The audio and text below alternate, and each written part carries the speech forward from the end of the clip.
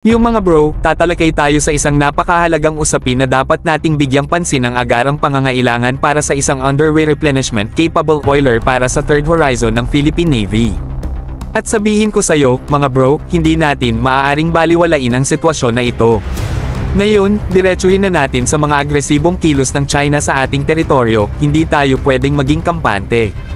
Kailangan natin ang mga barko ng Pilipinas na laging nandoon, patuloy na nagbabantay upang protektahan ang ating karagatan at ipagtanggol ang ating interes.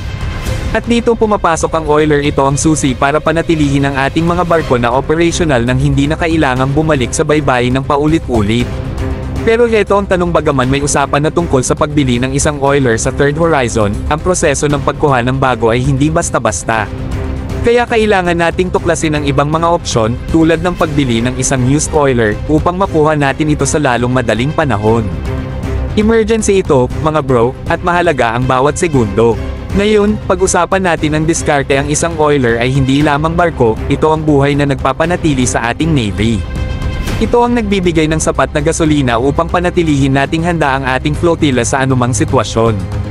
Kaya't magtulungan tayo at gawin natin ito mangyari, dahil nakasalalay dito ang kaligtasan at seguridad ng ating bansa. Manatili sa amin para sa karagdagang mga update sa mahalagang issue na ito, dahil sa amin, ang laban para sa soberanya ay nagtatagumpay pa lamang.